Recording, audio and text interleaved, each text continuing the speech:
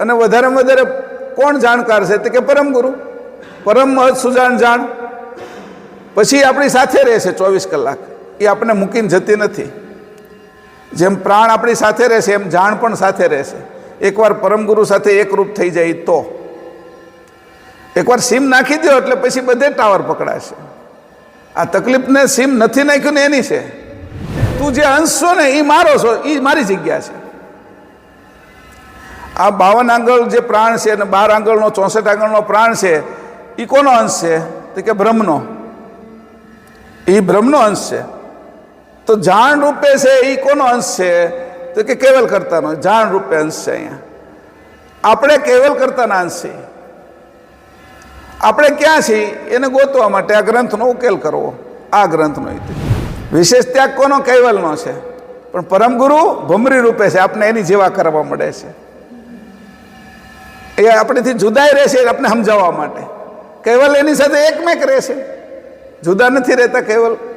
કૈવલ અને પરમ ગુરુ એકમેક છે. અહીંયા આવી રીતે કહે છે પરમ ગુરુ, મારા ગ્રંથને જો કોઈ સમજશે એને આ જગતમાં કશું જ પણ બાકી નહીં રહે. મારા ગ્રંથને જો કોઈ સમજશે એને આ બાજુના જગતમાં કોઈ સંશય નહીં રહે. કારણ કે જેમ છે એમ હું બધું જ છૂટું કરીને એને દેખાડીશ અને એમાંથી એને શું લેવું એની ખબર પડશે. પરમ ગુરુ અહીંયા સ્વરૂપને બહાર કાઢવાની આ રીત છે કે આ બધાની આગળથી કેવી સમજ છે એ પ્રમાણે પોતાનું સ્વરૂપ બહાર કાઢે છે. બધા પરમ ગુરુનું જ્ઞાન છે. આ કાંઈ હરખું ન હોય બધા માટે. જેને જેટલો વિવેક થાય બધાને જુદું જુદું આપ્યું. જેની જેટલી હદ હતી એ હદનું એને આપી દીધું. એ હદમાં સંતોષ માની દીધો. ઘણા એનાથી આગળ ગયા, ગુરુની સાથે એકરૂપ થયા અને ગુરુએ એને આગળની ગતિ આપી. પછી બીજા ગુરુ આગળ એ મોકલ્યા અને છેલ્લે પરમ ગુરુના હાથમાં આપી દીધા. સાચા ગુરુ હોય પદાર્થ ગુરુ, એ આપને શુદ્ધ ગુરુ આગળ મોકલે, જે હૃદયના સાચા છે. એ પોતાની અંદર ફસાવી ના રાખે. શુદ્ધ ગુરુ પાછા સદગુરુ આગળ મોકલે, એ પોતાનામાં ન ફસાવી રાખે. મારો આશ્રમ મોટો કરો, તું પૈસા આપ, આમ કર, તેમ કર, એવું કાંઈ એને ન હોય.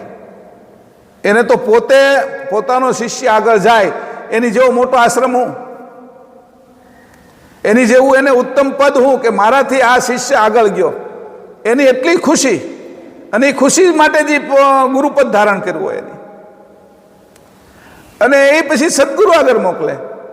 સદગુરુ એને તાવી પાકો કરી એકદમ મજબૂત કરી કે ના આને હવે પરમગુરુ લેશે ને તો વાંધો નહીં આવે, ફાટી નહીં જાય. પકવેલું જેમ માટલું હોય એમ એને પકવી નાખે ઘડીને. એવા સદગુરુ જેને મળે એને પછી પરમગુરુ મળે. પરમગુરુ પરમ જ્ઞાન છે, પરમ જાણ છે. 4 પ્રકાર ગુરુના આપ્યા છે સંસારમાં. તું કોણ છો પોતે એને જુદો કરીને પરમ ગુરુ આગળ મોકલે. પરમ ગુરુ છે એ અંશને કૈવલની આગળ મેળવી દે કે તારા હાચા પતિ કોણ છે, તારું હાચું ઘર કોણ છે, તારા હાચા બાપ કોણ છે, એની આગળ મેળવવાનું કામ પરમ ગુરુ કરે. અને બહુ જાગૃતતાથી કરે, બહુ હોશિયારીથી કરે. જાગ્રત અવસ્થામાં લઈ જાય, સમાધિમાં નહીં. સમાધિમાં લઈ જાય એવી વાત આપણી નથી. સમાધિમાં કઈ ખબર જ ન પડે. મારું ઓપરેશન કરો તો પણ મને એનેસ્થેસિયા નથી આપવાનો તમારે, હું સહન કરીશ. એ દુઃખ પણ સહન કરવાની જેનામાં શક્તિ છે એ જાગ્રત અવસ્થાની અંદર જાય છે. પ્રાણ છોડતી વખતે કેટલું જાગ્રત રહેવાનું છે. આંખમાંથી જ પ્રાણ જવો જોઈએ અને જાગ્રત અવસ્થામાં જ જવો જોઈએ. આ રીત પરમગુરુ શીખવાડે છે.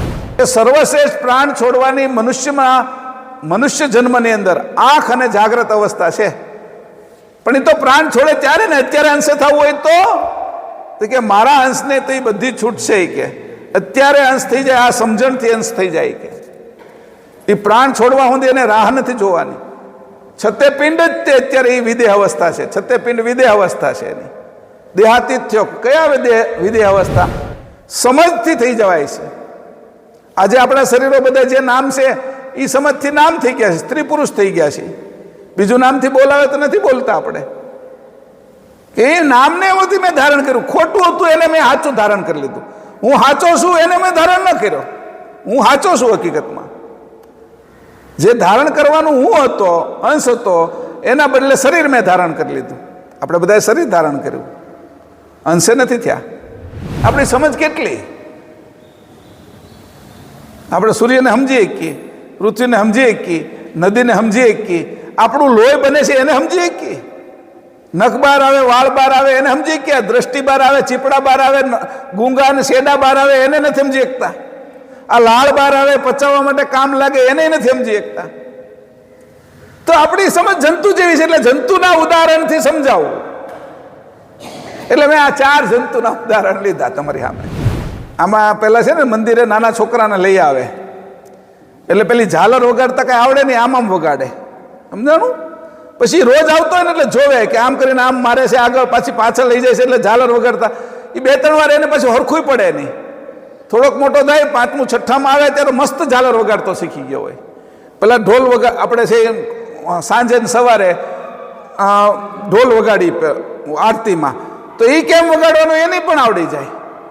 પછી પાછો ઘંટ કેમ વગાડવાનો, શંખ કેમ વગાડવાનો. શંખ પહેલા તો અવાજ ન લાગતી હોય અંદર, પણ ધીરે ધીરે ધીરે ધીરે એ છોકરો રોજ આવતો થયો મંદિરમાં, એમાં ઘણું એને આવડી ગયું.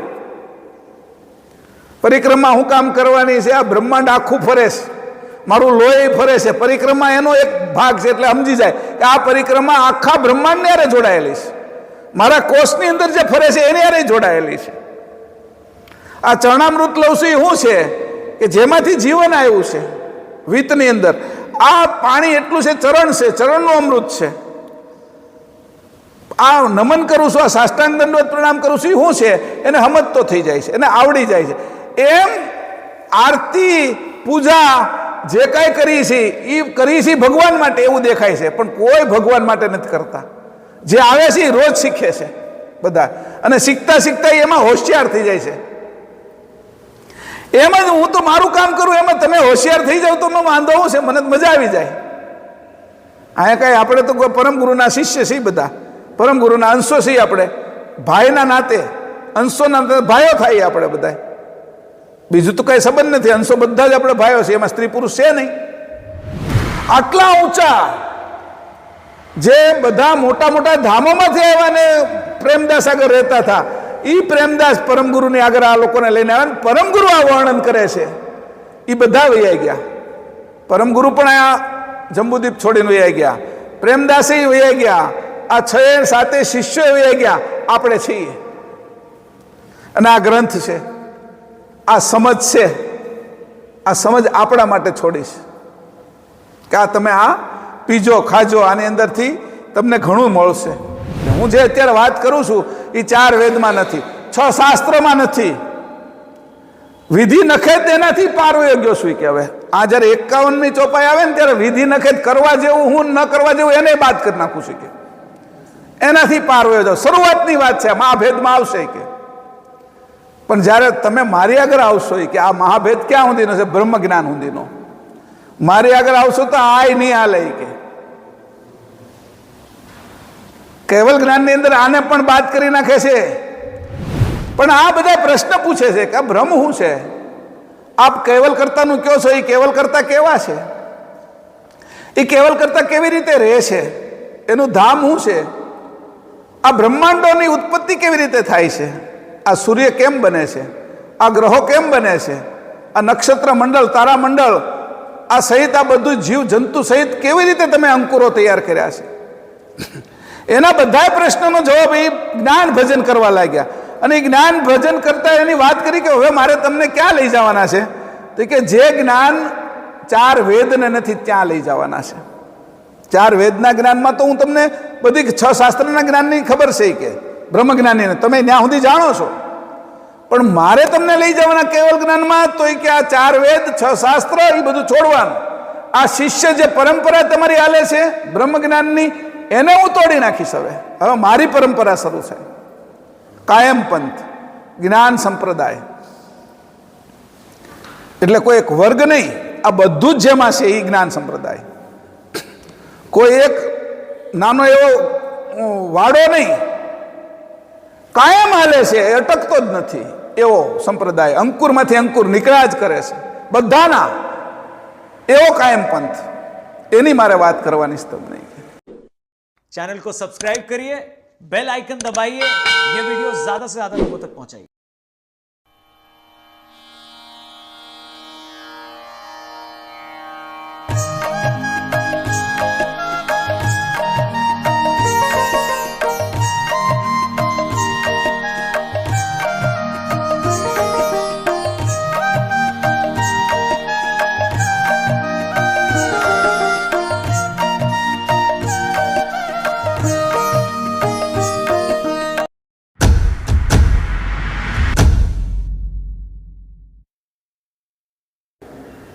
અને પછી પાછો જમણાથી લેવાનો, અંદર રોકી રાખી ડાબેથી કાઢવાનો, એટલે એક પ્રાણાયામ પૂરો થાય અનુલોમ. એને જેટલો અંદર અને બહાર રોકી રાખી એવો પ્રયત્ન કરવાનો. આપણે શરૂ કરશું 6 વાગે ઓલો પ્રાણાયામ કરશું, પણ અત્યારે આ ચાલુ કરી દઈએ.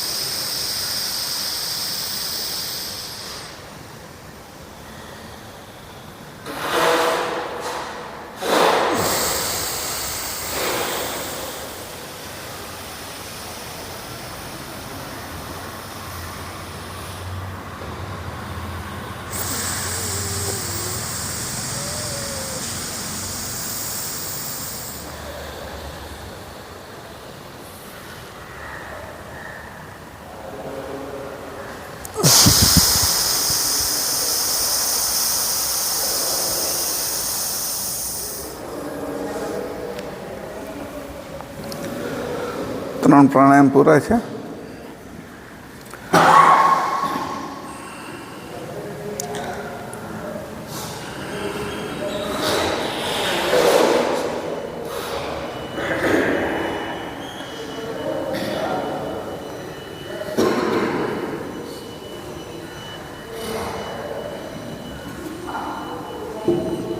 પહેલો પ્રાણાયામ આપણે 6 વાગે શરૂ કરશું. એ પહેલાં એક વાત દેખાડી દઉં તમને.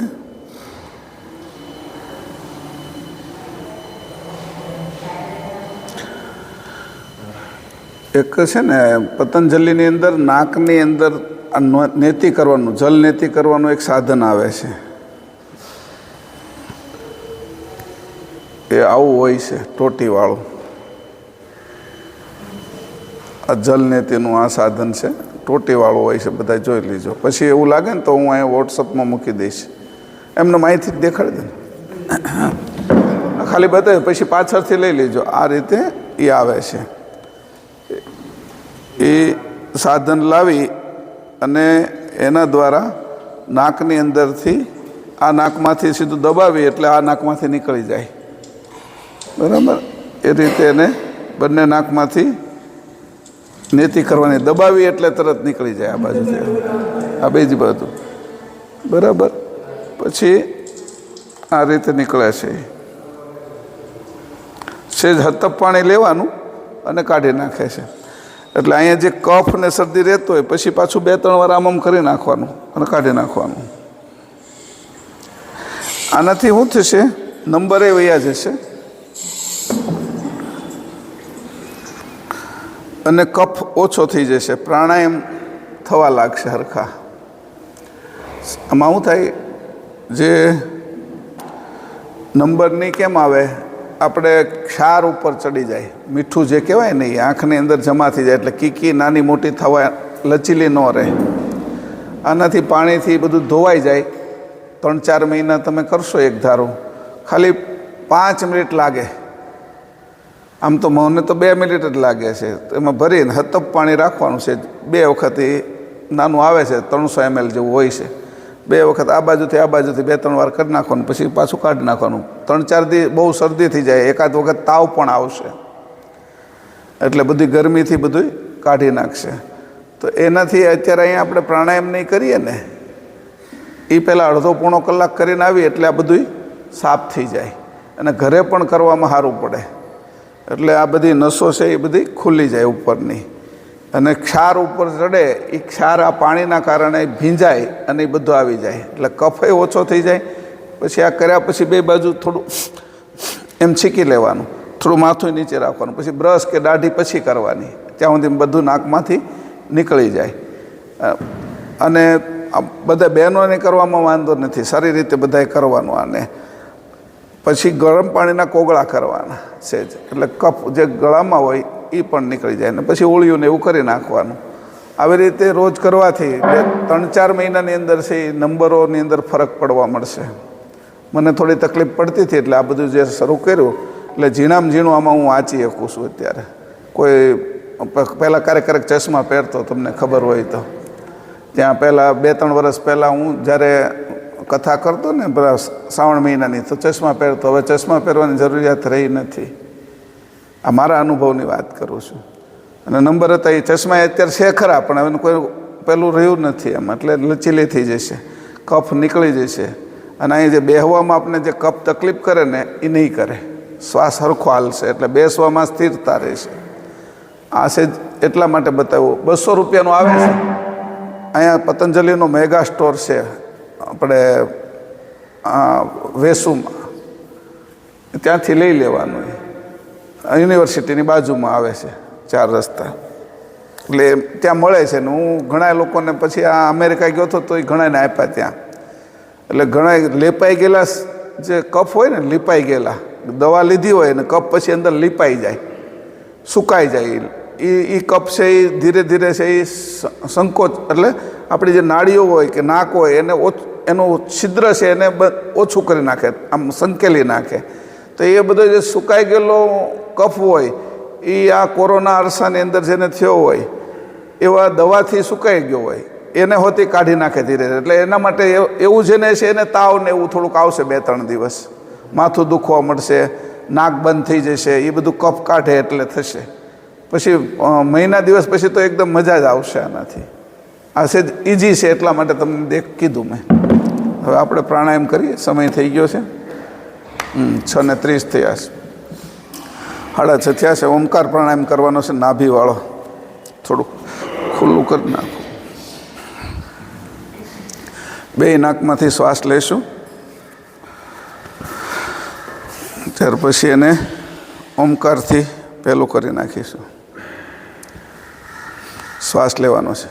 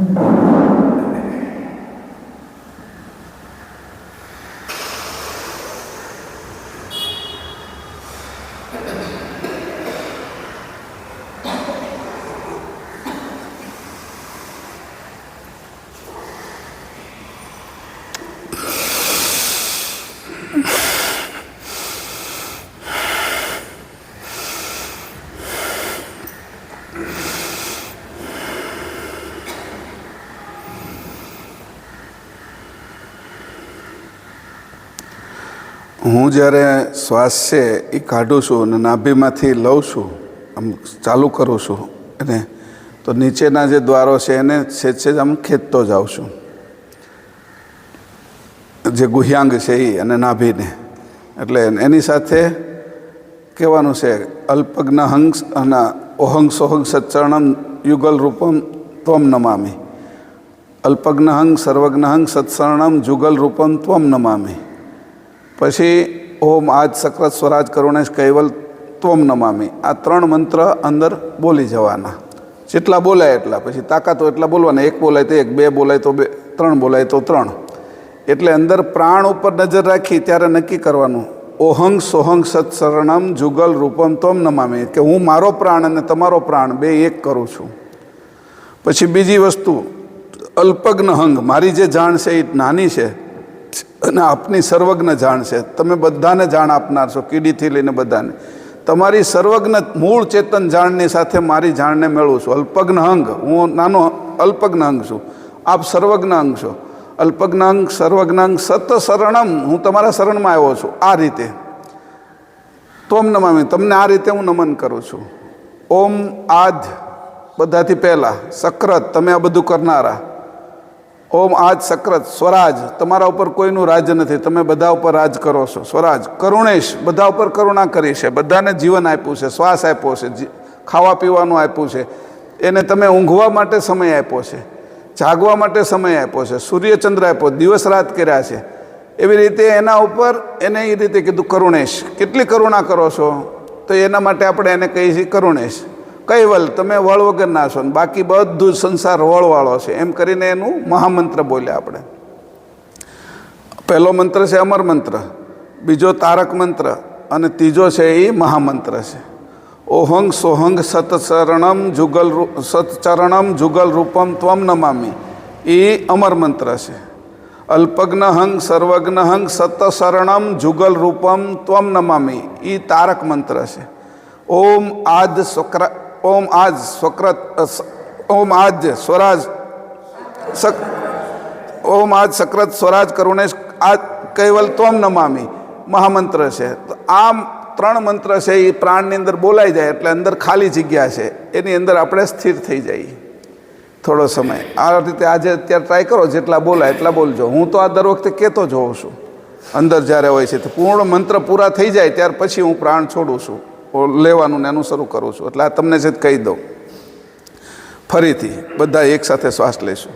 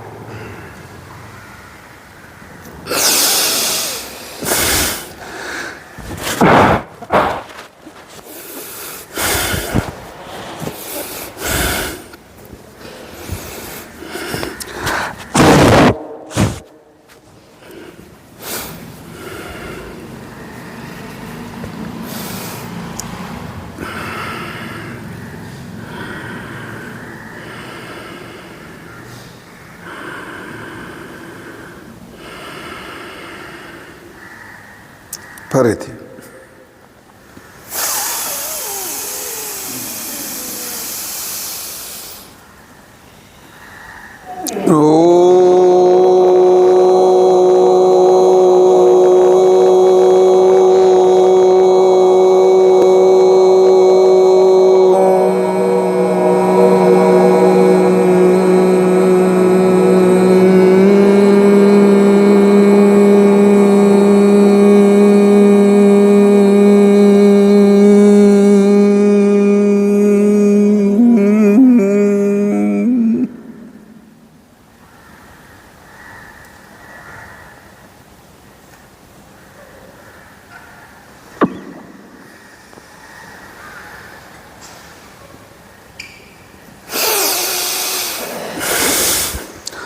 પ્રાણવાયુ ઉપર ચડે અને નાભી દ્વારા રોશન સમીરા ઉપર ચડે પ્રકાશ. 3 સ્થાનોથી ઉપરની ગતિ થાય અને એ ઉપરની ગતિ જતાં હૃદયની અંદરથી ભાવ ભળે આપણો. હૃદયમાં જે ભાવ આપણે નક્કી કરી એને ઉપર જ્યાં સુધી લઈ જવાનો છે. ભાવની અંદર શક્તિ છે, ભાવની અંદર બહુ દ્રઢતા છે, તાકાત છે. તો હૃદયના ભાવ એની અંદર ભેળવવાનો. જ્યારે મંત્ર બોલતા હોય ત્યારે હું તમારી સાથે એકરૂપ છું એવું કરવાનું. વિશુદ્ધિની અંદર છે એ શુદ્ધિકરણ છે. ઉધરસ આવવા મળે, અહીંયા ખંજવાળ આવે, તરત આપણે પ્રાણ જ્યારે કાઢતા હોય ત્યારે અથવા લેતા હોય ત્યારે તો આપણે બેચેની જેવું લાગવા મળે ઘડીક. એ વિશુદ્ધિ ચક્ર પણ શુદ્ધ થઈ રહ્યું છે એની નિશાની છે. કે બધાને નથી થતું ને મારે આમ થાય છે એવું કંઈ રાખવાની જરૂર નથી. શરૂઆતમાં થશે વિશુદ્ધિ ચક્ર ઉપરથી આજ્ઞા ચક્ર, અને આજ્ઞા ચક્રની આજ્ઞા લઈ ત્યાં છે એ જ્યોતિનારાયણ છે. આજ્ઞા ચક્ર શું કામ લીધું છે? હું આજ્ઞા લઈને તમારે ઉપર જાઉં છું. એટલે કોઈને પૂછીને તમે કામ કરો ને તો એ તમને નડે નહીં અને સહાય આપે.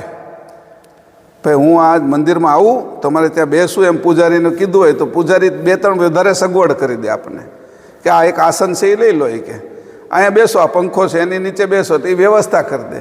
પણ એમને બેસી ગયા આપણે એની કોઈને પૂછ્યા વગર તો એ આપણી ઉપર એની નજર ખરાબ થઈ જાય. પણ ઓલું તો મને પૂછીને બેઠા છે, બીજાથી હોતી રક્ષણ કરે એ આપણું. આજ્ઞાચક્ર છે એ જ્યોતિનારાયણ છે. તમે ઉપર જાઓ છો અને પોતે જે બ્રહ્મ આપણે સહસ્ત્રદળ કમળ છે એમાં જે અંશની વૃત્તિ આવી છે અને એમાં અંકુર જે પાકે છે એમાં જ્યારે તમે આપણે બેસવું છે એની વચ્ચે તો અહીંથી આજ્ઞા લઈને ગયા. એટલે કોઈ બીજા ત્યાં આપણે છે એ હેરાન પણ ન કરે, અને જે હેરાન કરે છે એની આપણે આજ્ઞા લીધી. કારણ કે અહીંયા કોણ બેઠું છે? કે કાળ પુરુષ. નિરંજન જે પુરુષ છે જ્યોતિનારાયણ, એનું જે રૂપ છે એ કાળ પુરુષ છે, નિરંજન પુરુષ.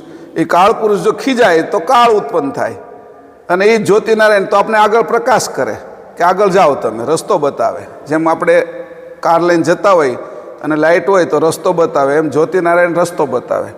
એ જ કાળ પુરુષ થઈ જાય છે. તો કઈ રીતે રીઝવવાના આ બધાને? ઘણી વખત આ બધું ઘરમાં પણ હાલે. ઘરમાં તે કોને કેવી રીતે રીઝવવાની આપણને ખબર પડતી હોય તો એ અહીંયા શીખેલા હોય ને તો ઘરમાં આસાનીથી ઘર પણ હાલે, સમાજ પણ હાલે, સોસાયટી પણ હાલે. એ રીતે આનો થોડો વિચાર કરતા ભાવ જોડવાનો અંદર હૃદયમાંથી. આ આજ્ઞા સાથે ચક્રોને કેવી રીતે મેં વર્ણવ્યા એ તમે ધ્યાન રાખજો, ક્યારેક કામ લાગશે.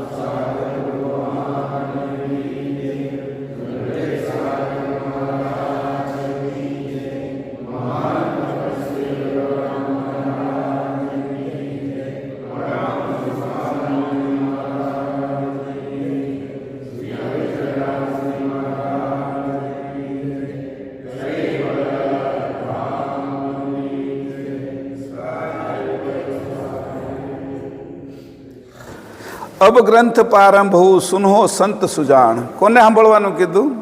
સુજાણ સંત છે કે જેની જાણ ચોખ્ખી થયેલી છે, જેની જાણ મલિન નથી, એવા જે સંતો છે એને હું ગ્રંથ સાંભળવાનું કહું છું. મંગલાચરણ પ્રથમ એહી, આ મંગલ આચરણ કર્યા પછી ધરન સજ્જન ઉર ધ્યાન, સજ્જનના ઉરની અંદર ધ્યાન ધરવાનું. કયો ગ્રંથ પ્રારંભ કરવાનું કીધું? એ પાછી 8મી ચોપાઈમાં કીધું છે. એમાં જ તે ઉપર 8માં કીધું કે જય કરુણામય કંથ અંત મધ્ય આદ્ય પરાપર. તમે તો આ બધાથી પરશો, જન્મ મૃત્યુ અને જીવન, એનાથી કરુણામય કંથ તમે પોતે જ સ્વામી. 8મી એમાં જ તે કે જય કરુણામય, આપણે સ્તુતિ બોલ્યા ને એમાં જ તે.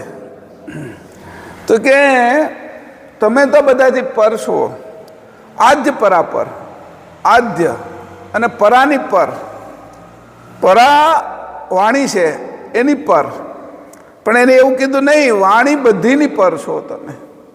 જ્યાં વાણી નથી એવી જે જગ્યા છે એનાથી પર. વાણી તમારાથી ચેતન નીકળે છે. પહેલી વાણી ચેતન વાણી નીકળે છે, એ તમારાથી નીકળે છે. તમે ચેતન વાણીને ઉત્પન્ન કરનાર એ વાણીથી અલગ છો.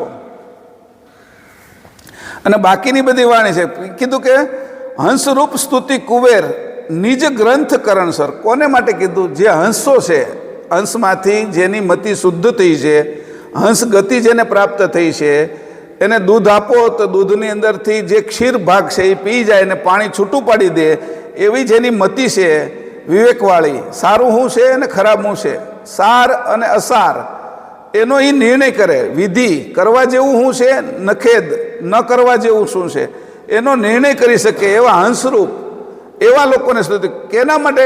નિજ ગ્રંથ કરણ સ્વર. તારો નિજ ગ્રંથ, તારા જે સાતે શરીર છે એ તારો ગ્રંથ છે, ગંઠાયેલો શરીર, એનું હું સ્વર દ્વારા ઉચ્ચારણ કરીને તને સમજાવું છું. હવે અહીંયા કીધું કે આ ગ્રંથ કેવો છે કે, તો કે આ નિજ ગ્રંથ છે.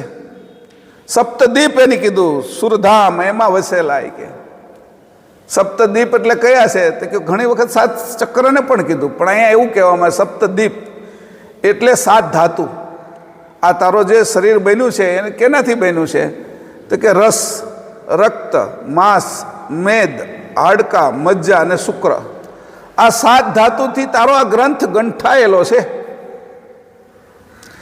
નિજ ગ્રંથની વાત કરું છું કે તારો નિજ ગ્રંથ કયો છે કે, તો કે આ બહાર મૂકેલો ગ્રંથની વાત નથી કરતો કે, પણ બહાર મૂકેલા ગ્રંથના આધારે તને બતાવું છું નિજ ગ્રંથ. કે આ વાત તને એટલા માટે કરું છું કે આ જે વસ્તુ છે સપ્તદીપ, અને આની અંદર સુરલોક દેવોના ધામો છે એનું વર્ણન કર્યું. ક્યાં ક્યાં કયા દેવોના અંશો આવેલા છે એ આપણે ઘણીવાર વાત કરીએ છીએ. કાને અશ્વિની અને કુમાર છે 2, આંખે સૂર્ય અને ચંદ્ર છે, નાકે ના અશ્વિની કુમાર નાકે છે, કાને દિગ અને પાળ છે, આંખે સૂર્ય ચંદ્ર છે, મુખમાં અગ્નિ છે, આ જીભમાં વરુણ છે, કંઠમાં રુદ્ર રુદ્રાણી, હૃદયની અંદર શંકર પાર્વતી, નાભીમાં વિષ્ણુ લક્ષ્મી, લિંગસ્થાને બ્રહ્મા બ્રહ્માંડ. એવી રીતે બધા જ અંગોની અંદર દેવોનો વાસ છે. એ એના ધામો છે.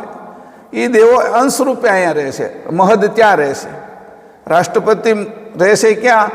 તો કે એના રાષ્ટ્રપતિ ભવનમાં દિલ્હી.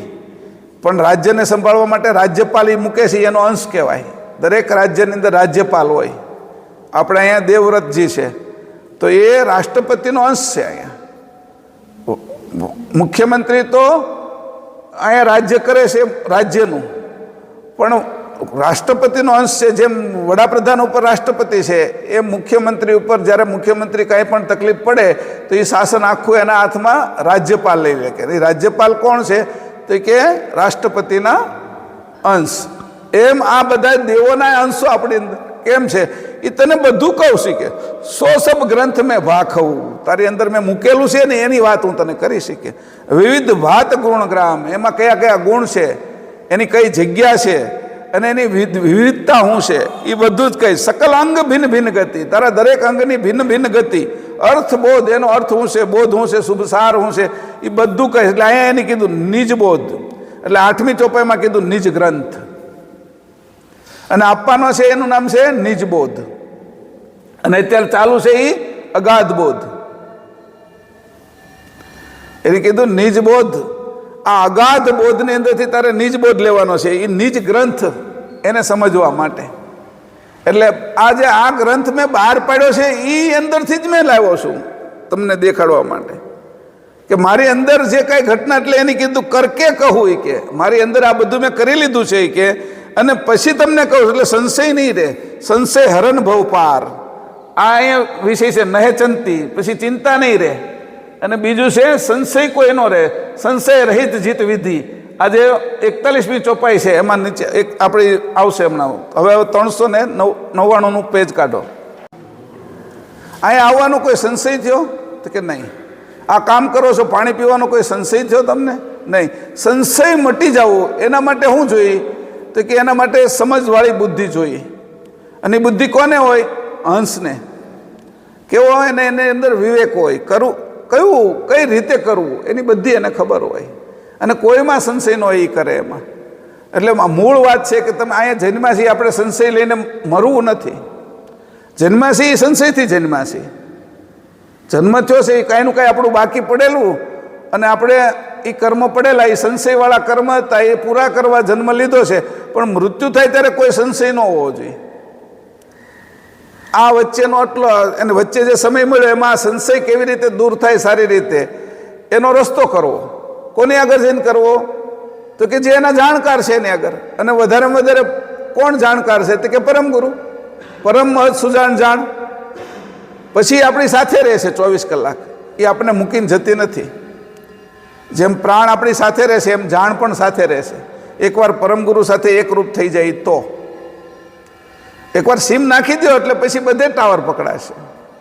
આ તકલીફને સીમ નથી નાખ્યું ને એની છે, બધે ટાવર પકડાશે. હવે તો પ્લેનમાં આપવા મળ્યા છે કે તમને વાઈફાઈ અમે આપીશું એમ. પ્લેનમાંથી હોતી શરૂ રહેશે. ત્યારે પહેલાં પ્લેનમાં નહોતું. હવે કીધું કે પછી એને કીધું કે હવે સીધો જ તે હમણાં નવો ટેસ્લા શરૂ કર્યો છે ફોન, કે હવે સિમ કાર્ડ નહીં, સીધું જ તે સેટેલાઇટમાંથી જ તે સીધું આવી જશે એમ. સિમ કાર્ડ વગર ચાર્જિંગ કરવાની જરૂર નહીં. હવે આવી બધી સિસ્ટમો નીકળશે નવી. એમ આપને તે પરમગુરુનું જ્ઞાન થાય એટલે પછી ચાર્જિંગની જરૂર નહીં, આ ક્લાસ કરવાની જરૂર નહીં, અંદરથી જ શરૂ થઈ જાય. જ્યાં બેઠા ને આ ઘણા લોકોને અત્યારે છે યુટ્યુબની અંદર જોતા હશે તો એનું ચાર્જિંગ ત્યાં જ થઈ જશે. સંશય નહીં રહે. પછી યુટ્યુબમાં જોવાનું નહીં રહે, અંદર જ યુટ્યુબ આવી જશે. અંદરથી જ પ્રશ્ન જે છે એના જવાબો મળી જશે. એટલે જાણને સુજાણને સાથે રાખવાની. આપણે પ્રાણને સાથે જ રાખીએ છીએ ને. કપડાં કાઢી નાખીએ, ચપ્પલ કાઢી નાખીએ આપણે. ક્યારે કોઈ એમ કીધું પ્રાણ બહાર મૂકીને આવ્યો છું, શ્વાસ મૂકી તો દઈએ છીએ, પાછો લઈ લઈએ છીએ, મૂકી દઈએ છીએ, લઈ લઈએ, એ સાથે જ હોય છે જ્યાં જાય ત્યાં. એટલે એવી રીતે જાણ પણ આપણું ચેતન સ્વરૂપ છે એ પણ સાથે જ હોય છે આપણી. એ ન્યાય એને કીધું કે હું તારી સાથે આ રીતે રહીશ. અને આ ગ્રંથ છે એ હું તને સમજાવું. એટલે ગ્રંથમાં મારી જગ્યા ક્યાં મૂકેલી છે એ તને બતાવું. ગ્રંથમાં બધાની જગ્યા બધા દેવોની મૂકેલી છે. તો મારી જગ્યા એ શું છે? તું જે અંશ છો ને એ મારો છો, એ મારી જગ્યા છે. આ 52 આંગળ જે પ્રાણ છે અને 12 આંગળનો 64 આંગળનો પ્રાણ છે, એ કોનો અંશ છે? તો કે બ્રહ્મનો. એ બ્રહ્મનો અંશ છે. તો જાણ રૂપે છે એ કોનો અંશ છે? તો કે કેવલ કર્તાનો. જાણ રૂપે અંશ છે. અહીંયા આપણે કેવલ કર્તાના અંશ છીએ. આપણે ક્યાં છીએ એને ગોતવા માટે આ ગ્રંથનો ઉકેલ કરવો. આ ગ્રંથનો એની વાત કરી છે. કે સંશય નહીં રહેવા દઉં. અને ત્યાંથી શરૂ કરીએ આપણે આગળ. ગઈકાલે જ્યાંથી વાંચ્યું ત્યાં 399 પેજ.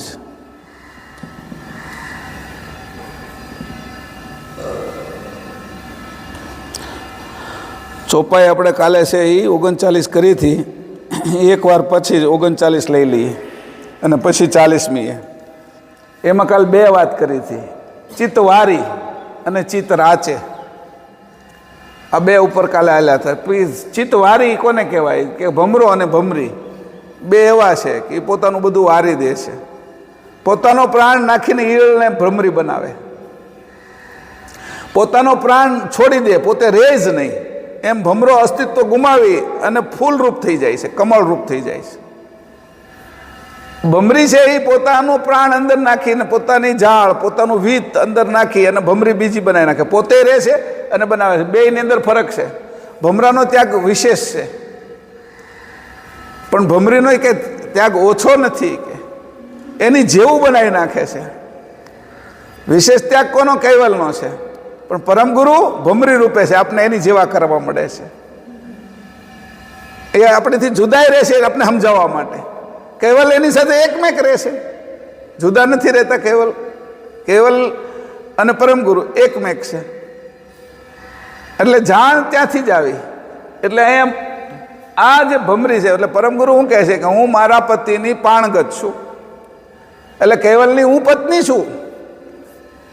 એટલે ભમરીને આ બાજુ વહીવટ કરવાની છૂટ છે. એ બીજી ઈયળમાંથી ભમરી બનાવી શકશે. પરમ ગુરુ આપને અંશે કરી દેશે. ભમરાનું અસ્તિત્વ એને આપી દીધું છે ભમરીને. આ રીતે બેની વાત સમજવાની. હવે અહીંયા ઈદ ચોપાઈ લઈ લઈએ એકવાર. 39મી એના રાગમાં કહું તીન કા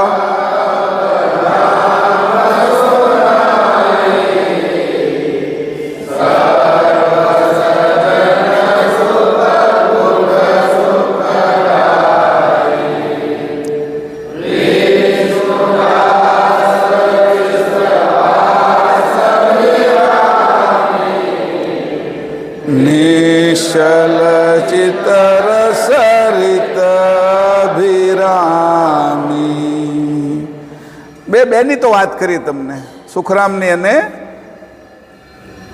વિઠ્ઠલદાસની. હવે આ ત્રીજાની વાત કરું છું, વિષ્ણુદાસી. કે એકને છૂટા પાડતા જાય છે અને જે અંગની જે જરૂર છે એ પ્રમાણે સમજાવતા જાય છે. જે સમજ એની અંદર આવે છે એ સમજ એને અનુરૂપ જ છે. એટલે કીધું કે ત્રીજાની વાત કરું છું કે કૌતિન કાબ નામ સુનાઈ. જે મેં તમને વાત કરી હતી આગળ, કોણ કોણ બાકી છે બે સિવાય? સર્વ સજ્જન શુભ બુદ્ધ સુખદાયી. આ બધા સજ્જનોની બુદ્ધિ મને સુખ આપતી હતી, બધાને સુખ આપતી હતી ને પોતાને સુખ આપતી હતી, એવી બુદ્ધિવાળા હતા. વિષ્ણુદાસ વિશ્વાસ વિરામી. વિષ્ણુદાસે કોઈ કીધું તું કામાં વિશ્વાસ રાખ, એટલે વિષ્ણુદાસ એના આધારે વિશ્વાસ રાખતા હતા. એટલે ભમરામાં મધમાખીમાં વિષ્ણુદાસ નહોતા. એક જ મિનિટ. હા, મધમાખીમાં હતા. તો વિષ્ણુદાસ છે એ વિશ્વાસે છે એ ચરણની અંદર એની ચિત્ત છે. જે રીતે ઓર દૂજે છે એટલે બીજાને રાચે, એટલે જે રમતા હતા પહેલા બે તો એની અર્પણ જ કરી દીધું હતું. પણ વિષ્ણુદાસનું ચિત્ત છે એ મધમાખીની જેમ ફૂલની આજુબાજુ ફરતું હતું.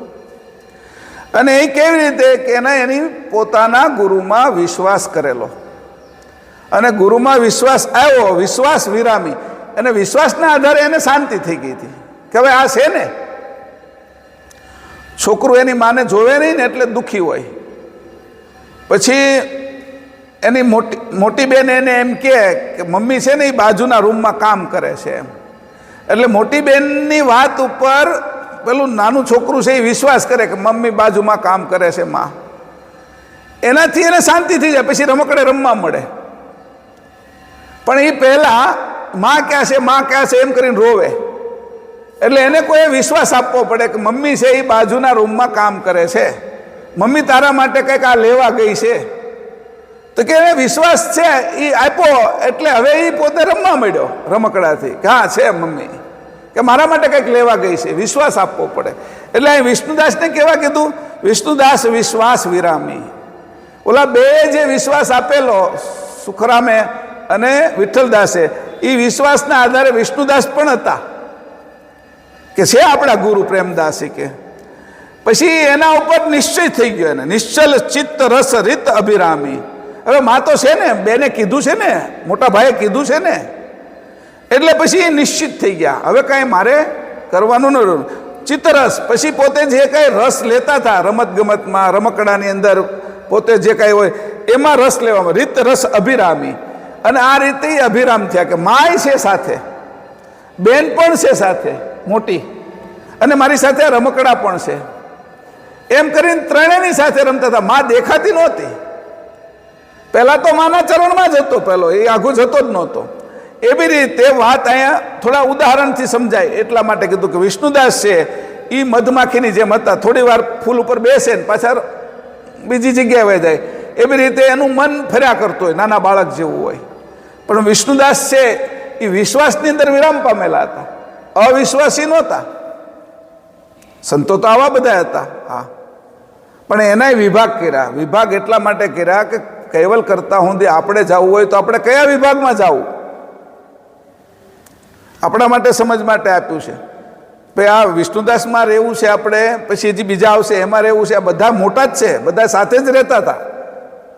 આ બધા પ્રેમદાસની સાથે રહેતા હતા ને પરમગુરુની આગળ પણ સાથે આવ્યા છે, એટલે ઓછા કોઈ નથી. પણ એમાંય તેની નંબર કર્યો, પહેલો, બીજો, ત્રીજો.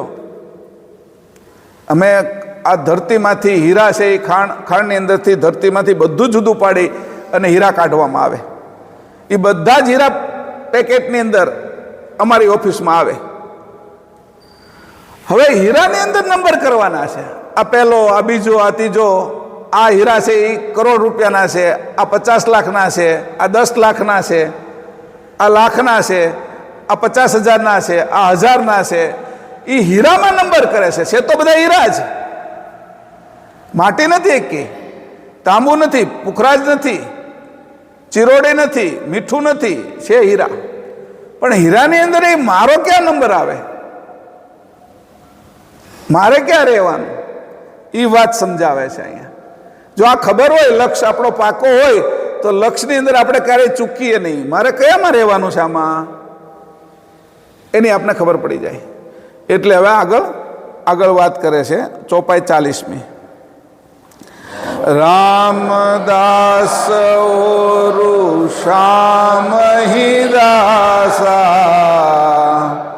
ગુરુપદ કમલ વિમલ વિશ્વાસા, સુભગ શિષ્ય રઘુનાથ દાસા, પરમ લક્ષી બિનુ પક્ષ ઉજાસા. રામદાસ ઓરુ શ્યામ દાસા, ગુરુપદ કમલ વિમલ વિશ્વાસા, સુભગ શિષ્ય રઘુનાથ દાસા, પરમ લક્ષી બિનુ પક્ષ ઉજાસા. રામદાસ અને શ્યામદાસની વાત આવી. વિષ્ણુદાસની વાત કરી લીધી, પછી રામદાસ અને શ્યામદાસ એ કેવા હતા? ગુરુપદ કમલ વિમલ વિશ્વાસા. પહેલા અભિરામી ત્યાં રહેતા હતા સાથે. આ કેવા હતા? તો કે આપણે પહેલાને મૂક્યા તો ભમરી અને ભમરા જેવા, બીજાને મધમાખી જેવા મૂક્યા, તો ત્રીજાને આપણે વિચાર કરીએ તો પતંગિયા જેવા એને આપણે ગણીએ. એમ ફૂલની આજુબાજુ જ રહેશે, ફૂલને છોડતા નથી. ફૂલનો કલર એનામાં છે, જેવા જાત જાતના કલરો હોય એ હોતી ગ્રહણ એની કલરો પણ કરી લીધા છે, એની જેવા દેખાય પણ છે, એની આજુબાજુ ઉડે છે, પણ એ મધ નથી લઈ શકતા. એ સુગંધ લઈ શકે છે. આ થોડો ફરક આપે એમાં. તો કે કેવા હતા રામદાસ અને શ્યામદાસ? ગુરુપદ કમલ વિમલ વિશ્વાસા. કેવી ઓલાને મધ આવતું હતું, આને સુગંધીમાં આટા મારતા હતા અથવા એના રૂપમાં આકર્ષાતા હતા. તો રૂપની અંદર આકર્ષાવું તો ગુરુના ચરણનો જે પ્રભાવ હતો, એનું જે રૂપ હતું ચરણનું, એની અંદર આકર્ષાઈને આ લોકો રહેતા હતા. કે તો આવા આ બંને હતા. કે પછી એને કીધું ત્રીજા આમાં આ બેનો એક સાથે જ વિમલ વિશ્વાસા કીધું. પછી રઘુનાથને પાછા જુદા પાડ્યા, એના માટે અલગ કીધું. સુભગ શીશ રઘુનાથી દાસા. સુભગ એટલે શુભ યોનિની અંદર, ભગ એટલે યોની ની અંદર જન્મેલા, અથવા બ્રહ્મ યોનિને જાણનારા. કા બ્રાહ્મણ યોનિમાં જન્મેલા છે રઘુનાથ, અને કા બ્રહ્મ યોનિને જાણે છે. આ લોકો તો બ્રહ્મની અંદર જ છે અત્યારે, આ જાણે છે. પરમલક્ષી બીનું પક્ષ ઉજાસા. પરમલક્ષી આ લક્ષને જાણતા હતા, દૂરથી જાણતા હતા લક્ષને. કેરીને દૂરથી જાણતા, ઓલી કેરી મારી છે એમ. એ હાથમાં પકડવી એક પછી અલગ વસ્તુ છે. લક્ષ્ય છે એ દૂરથી થાય. તો બ્રહ્મને જાણતા હતા, બ્રહ્મની સાથે એકરૂપ હતા, બ્રહ્મને સમજતા થાય કે સુભગ એની યોની શુભ હતી, એટલે એની અંદર એની જાણ હતી, એના માતા પિતા તરફથી આવેલી જાણ હતી, અને એ સાત્વિક કુળની અંદર ઉછરેલા હતા. પરમલક્ષી, લક્ષ પરમ હતો એનો. કેરી હાથમાં નથી આવી એને, પણ મારે પેલી કેરી જોઈ છે એવું હતું. પહેલાના હાથમાં કેરી હતી, પહેલા એ ખાધી હતી અને પહેલા એ પચાવી હતી. આમાં અલગ અલગ છે. લક્ષ એટલે દૂરથી કેરી જોઈ. આ જેને કીધું વિષ્ણુદાસે દૂરથી લક્ષ્યનો પાકો હતો કે અહીંયા પહોંચવું છે એમ, એ ચરણનો જ પાછો. પછી પહેલા એ હાથમાં કેરી લીધી. કોની? કે પતંગિયા જેવા જે હતા એની બે જણા, રામદાસ અને શામદાસ, એ હાથમાં પતંગ એ હાથમાં લઈને જોવે છે, એનો અનુભવ કરે છે, એનો સ્પર્શ અનુભવે છે. પહેલા હતા જે આગળ વિષ્ણુદાસ, એની તો એ ખાધી હતી, અને આગળના બે તો પચાવી લીધી હતી. પાચન કરીને અંગે અંગની અંદર મેળવી દીધું હતું એનું. જુદા નહોતા રહ્યા કે. તો કે આ બધાને જુદા પાડવા, અહીંયા જુદા પાડવા નથી, બધા કેરી આરે જ છે, કોઈ બીજા ફળ આરે નથી, બધા ચરણમાં જ છે, પ્રેમદાસના ચરણમાં છે. પણ સમજ બધાની જુદી જુદી છે, એ સમજથી એને જુદું જુદું મળે છે. આ વાત અહીંયા સમજવા જેવી છે. સમજના કારણે શું શું ફરક પડે? તો પહેલા તો પચી ગયા છે એમાં, ગુરુમાં નહીં, બે એક થઈ ગયા છે. હવે કોઈ કેરીનો રસ હવે જુદો નથી રહ્યો. એ બે આગળના હતા, સુખરામ અને વિઠ્ઠલદાસ, તો બે એકબીજા એક રૂપ થઈ ગયા હતા. અર્પણ જ કરી દીધું હતું બધું. કા કેરી એમાં અર્પણ થઈ, કા કેરીમાં અર્પણ થઈ ગયા, બેમાંથી એક. તો એવી રીતે એની તો તત્વને પોતાની અંદર ધારણ કરી લીધા છે. ઓલા હજી એને ચાખી છે, એનો સ્વાદ લે છે, અને આની હાથમાં લઈને જોઈ છે, આની લક્ષ્યથી જોઈ છે. એટલે કીધું સુભગ શિષ રઘુનાથી દાસા પરમ લક્ષી બીનું પક્ષ ઉજાતા. એક એને કેરી સિવાય કઈ દેખાતું જ નથી, પાંદડા બાંદડા દેખાતું જ નથી. અર્જુન જેવા છે આ. કોણ? તો કે આ અર્જુન જેવા છે કે એક જ પક્ષ રઘુનાથને દેખાય છે. અર્જુન કરતા ઉપરના તો છે જ તે. એટલે આપણે શિક્ષણ આપીએ તો બધાને કહીએ અર્જુન જેવી નજર રાખવાની, કે આંખ જ દેખાવી જોઈએ એમ. એ લક્ષ્ય જે છે તારો બંધાણો છે, કે વિંધવાનું બાકી છે, એ જે પક્ષી પડવાનું બાકી છે, એ બધું બાકી છે કે. એટલે અહીંયા ઝીણી વાતો કરે છે પરમ ગુરુ, કે આપણે શું કરવાનું છે. એટલે અહીંયા આટલી વાતો કરવાથી આપને ખબર પડે છે કે આ બધા વચ્ચે એને એક હારે કહી દીધું હોત તો, મારે યાર આવ્યા બધાને હું કામ અલગ અલગ વિવરણ કર્યું, હું એની હાટું કર્યું, એ બધા વહી ગયા, અહીંયા મૂકી ગયા આપણી હાટું. આ ગ્રંથમાં મૂકેલું છે, વિવરણ જુદું જુદું છે, અને એટલું સોલિડ વિવરણ. આંખ માને જોવે છે, આંખ બેનને જોવે છે, આંખ દીકરીને જોવે છે, આંખ પત્નીને જોવે છે, સ્ત્રીની આંખ છે એ પુરુષને જોવે છે, પિતાને જોવે છે, પતિને જોવે છે, દીકરાને જોવે છે, અને ભાઈને જોવે છે. જોવાની અંદર શું ફરક છે? આંખે તો જોવાનું જ કામ કર્યું છે. આ સ્ત્રી છે ને આ પુરુષ છે એમ જોઈ લીધું હોત તો ના, એમાં વિવેક છે. બધા હારે કાર્ય જુદું છે, બધા હારેનો સંબંધ જુદો છે. અહીંયા આવી રીતે કહે છે પરમ ગુરુ, મારા ગ્રંથને જે કોઈ સમજશે એને આ જગતમાં કશું જ પણ બાકી નહીં રહે. મારા ગ્રંથને જો કોઈ સમજશે એને આ બાજુના જગતમાં કોઈ સંશય નહીં રહે. કારણ કે જેમ છે એમ હું બધું જ છૂટું કરીને એને દેખાડીશ, અને એમાંથી એને શું લેવું એની ખબર પડશે. તે દિવસે મેં કીધું કે નાળિયેરીને નાળિયેર આવેલું છે, પણ નાળિયેરીથી નાળિયેરને જુદું તો પાડવું પડશે ને. તો એનો વિવેક, નાળિયેર લઈ આવ્યા પછી એના છાલા એ નાળિયેરથી જુદા કાઢવા પડશે ને, એનો વિવેક. છાલાનો ઉપયોગ જે થતો એ કરવાનો પાછો, અને પછી જે શ્રીફળ છે એને વધેરીને એનું કોચલું એ જુદું પાડવું પડશે ને, ત્યારે શેષ બનશે ને. કોચલા હોતું તો કંઈ ખવાતું નથી, તો દાંત પડી જાય, પેટમાં જાય જ કેમ, ફાડી નાખે બધું. એટલે એનો ગર્ભ, પાણી અને શેષ એમને ખાઈ જાય તો દૂધ આવે અંદરથી, અને એને હૂકવી નાખો અને ટોપરું કરી અને એને એની અંદરથી રસ કાઢો તો તેલ થઈ જાય, એની અંદરથી પાછો દીવો હળગે. બે વસ્તુ જુદી છે. પાણી હતું અંદર, પાણી હતું એનામાંથી કંઈ દીવો ન હળગે. તમે એ લીલું ટોપરું છે એની અંદરથી એને નીચવીને એમાંથી દૂધ કાઢો તો એની અંદર એ તે દીવો ન હળગે. પણ એ જે શ્રીફળનું જે ગર્ભ છે એને હૂકવી નાખો અને ટોપરું કરો ને એનાથી અંદરથી તમે જે એ તેલ કાઢી અને એમાં દીવો મૂકો તો દીવો હળગશે, વાટ મૂકો તો દીવો હળગશે. પરમગુરુ અહીંયા સ્વરૂપને બહાર કાઢવાની આ રીત છે કે આ બધાની આગળથી કેવી સમજ છે એ પ્રમાણે પોતાનું સ્વરૂપ બહાર કાઢે છે બધા. આ દુનિયામાંથી કોઈ છે એ લાકડા વીણે છે, કોઈ ઔષધિ કાઢે છે એની અંદરથી, કોઈ પથ્થર વીણતો હોય, કોઈ કોલસા ગોતે છે, કોઈ હીરા ગોતે છે આ જગતમાંથી, કોઈ માટી ભેગી કરે છે અને કોઈ લોખંડ ભેગું કરે, કોઈ સોનું પણ ભેગું કરે છે. જેની જેવી નજર છે. સમુદ્રમાં જાય છે કેટલાય લોકો તો ઘણા વેપાર કરે છે, ઘણા માછલા પકડે છે અને ઘણા અંદરથી મોતી કાઢવાનો ધંધો કરે છે. શું કાઢવું છે, શું ઉત્તમ છે, હું જોઈએ છીએ આપણે તો પરમગુરુ અહીંયા એનો વિવેક દેખાડે છે આ બધામાં. ભમરી, ભમરો, મધમાખી, પતંગિયું, આમે તમને નંબર એટલા પાડ્યા છે કે તમને ખબર પડે કે કોની કેવી રીતે ધ્યાનમાં આવે. ગ્રંથ વાંચવાથી જેટલું ઝીણવટથી આપણે વાત કરી એટલી ખબર પડે.